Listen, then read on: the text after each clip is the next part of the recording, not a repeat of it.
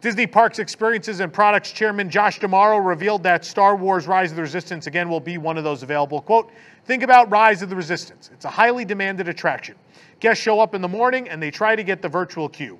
We get as many people on there as we can, but inevitably someone is disappointed. Now there's another option on top of the virtual queue, so if Rise of the Resistance is the reason you're at Disneyland or Hollywood Studios, there will be an option for you to purchase Rise of the Resistance. So again, flexibility, optionality, better guest experience overall, D'Amaro said in an interview for D23. I'm going to stop for a moment there. Because back in the day, I don't know if people remember this, but back in the day, the Walt Disney Company used to design attractions that they knew were going to be in demand for higher capacity. You may remember these stories. If you're a Disney fan, you probably know these stories very well. Pirates of the Caribbean, prior to the World's Fair, was a walkthrough.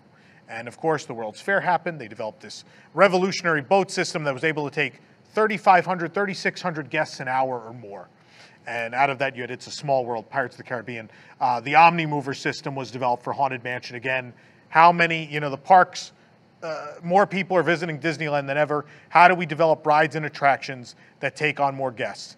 The Carousel of Progress. A normal theater show, you have to load everyone in. They see the show, you load them out, and then the next group can enter. Carousel of Progress obviously changed that in that they realized, well, every couple of minutes we could load an entire new theater and we'll just move them from scene to scene around. And now, with Star Wars Rise of the Resistance, we have the chairman of Parks and Resorts. I'm sorry, I know we've been all positive about Josh D'Amaro to this point, but when the chairman of Parks and Resorts in an interview with D23 is saying, oh, in order to make sure guests are happy, we're giving them the ability to pay instead of fighting with the horrible virtual queue system we created because our ride doesn't handle enough guests a day because we built a shoddy piece of garbage. That is where I think we have to draw the line.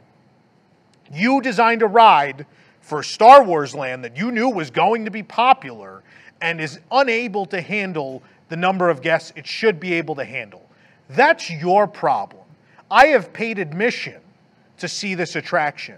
I should not have to be disappointed by your virtual queue system that, by the way, has never worked correctly and is the worst guest experience you've ever offered in your 60-something years of existence. I should not, on top of that, have to give you money to not be disappointed. Your parks should not be disappointing without an add-on, because that's how it was in the past, and that's how it should be into the future.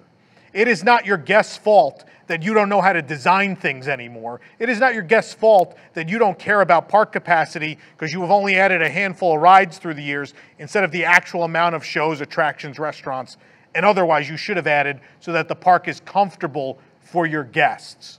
So I'm sorry, that quote rubs me the wrong way, and I would hope you at home agree.